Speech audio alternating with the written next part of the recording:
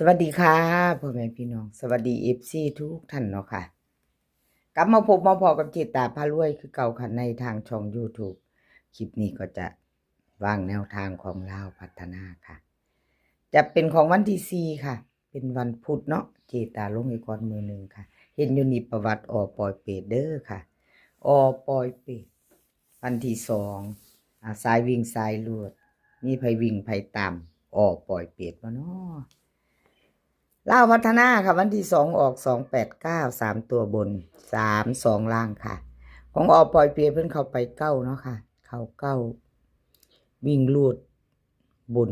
2ตัวไม่มาเนาะค่ะกราบขอโทษขออภัยแทนเพิ่นเนาะค่ะขออภัย FC ปอยเปรตเนาะเจตาให้เบิ่ง2งวดค่ะประวัติของปอยเปรตมาใหม่แล้วค่ะมาใหม่แล้วแนวทางใหม่ของปอยเปรต FC ของปอยเปรตเตรียมแคปหน้าจอค่ะไปต่อกับเพิ่นปอยเปรตค่ะลาวพัฒนาวันที่4เพิ่นให้มาค่ะวิ่งรูด7กับ5ค่ะ2ตัว4หาง7270 5350ค่ะ3ตัวหางเดียวค่ะ750FC พิจารณาของปอยเปรตแนวทางใหม่เพิ่นเนาะค่ะวิ่งรูดเพิ่นเด่นทอกันเด้อค่ะ7กับ5วงกลมให้ทั้ง2ตัว2หาง2ตัวค่ะ7270 3ตัวค่ะ1หาง750เตรียมแคปหน้าจอเด้อค่ะพี่น้องเป็นวันพุธ2 ทุ่มครึ่งลาวพัฒนาค่ะปอยเปรตแคปหน้าจอกราบขอบุญขอบคุณปอยเปรตหลายๆเด้อค่ะที่ให้แนวทางมาวางทางช่องของเจตาเนาะค่ะเพิ่นก็ให้มาด้วยดีเสมอมาเนาะค่ะสำหรับแนวทางปอยเปรตกราบขอบุญขอบคุณหลายๆค่ะคลิปนี้จะมีสีเสียนดังคือเก่าเด้อค่ะคลิปนี้สีเสียนดังปอยเปรตรับวงในรับสายด่วนดาพารวยค่ะอ่านสื่อแล้วผู้ใดอยู่ในใจก็เตรียมมารับชมรับฟังมาพิจารณาแนวทางใหม่ของเพิ่นไปน้ำกันค่ะไผอยู่ในใจก็เตรียมแคปหน้าจอเนาะค่ะไปต่อค่ะชอบของผู้ใดก็จัดของผู้นั้นเตรียมแคปหน้าจอของผู้นั้นไว้เนาะค่ะ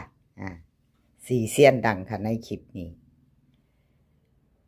เลขลับวงในค่ะรับวงในเลขลับวงในค่ะมาเบิ่งประวัติเพิ่นพี่น้องรับวงในวันที่2ที่ผ่านมาค่ะลาวพัฒนาวิ่งรูดเพิ่นเข้าไป9กับ2ตัวไม่มาไม่เดินพี่น้องเข้าไป3ตัวต๊ดค่ะเข้าไป3ตัวต๊ดเด้อของเลขลับวงในพี่น้อง FC 3ตัว928เนาะค่ะลาวออก289ของเพิ่นเข้าไปต๊ดเนาะพี่น้องแล้วก็วิ่งรูด2ตัวไม่มาไม่เดินFC มีไผตามไผใดน้ำเพิ่นบ่น้อค่ะเลขลับวงใน2งวดค่ะเจตาให้เบิ่งหลุดไปงวดหนึ่งเนาะค่ะแต่วิ่งรูดบ่หลุด2งวดหลุดงวด1 2ตัวบ่เข้าเนาะค่ะมาเข้าวันที่2ทางตดกับวิ่งรูดเลขลับวงในค่ะไผจะต่อไผจะตามแคปหน้าจอไว้พิจารณาเนาะค่ะพี่น้องเลขทุกตัวเอามาวางเพื่อเป็นแนวทางโปรดใช้วิจารณญาณในการรับชมเป็นอย่างสูงค่ะ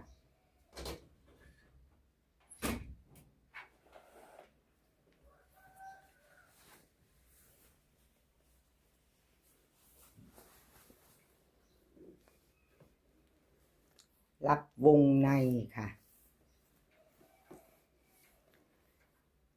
วิ่งรูดเพิ่นให้มากค่ะ1กับ8 2ตัว4หาง1112 686กับ87ค่ะเบิ้ล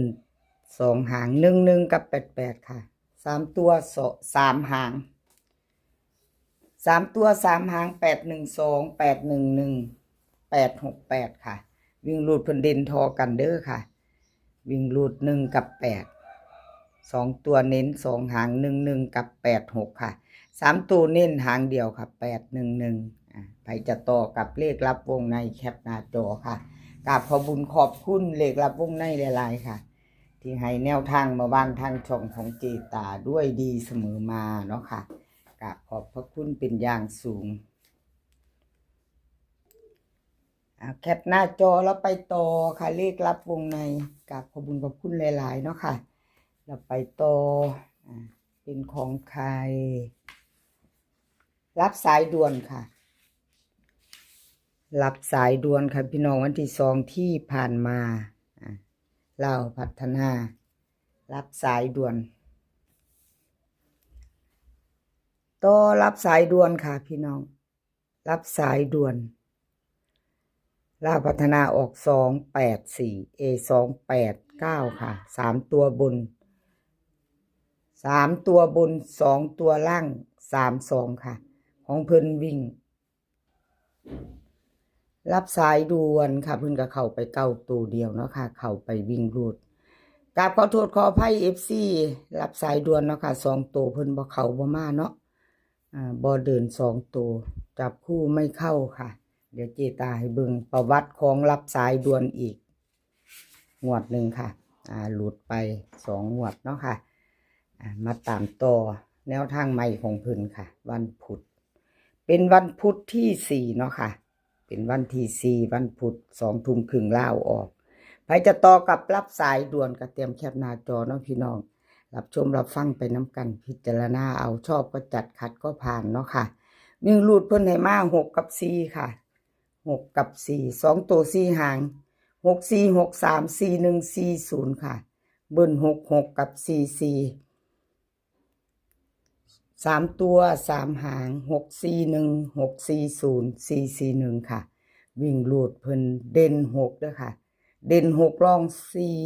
4 2ตัว6 4กับ4 1ค่ะเพิ่นเน้นให้วงกลมให้2หาง3ตัวเน้นหางเดียวค่ะ6 4 1แคปหน้าจอค่ะใครจะไปต่อกับเลขรับสายด่วนค่ะรับสายด่วนรับสายด่วนใครจะไปต่อกับเพิ่นก็เตรียมแคปหน้าจอเนาะค่ะกราบขอบบุญขอบคุณเลขรับสายด่วนหลายๆเด้อค่ะที่ให้แนวทางมาวางทางช่องของเจตาเนาะ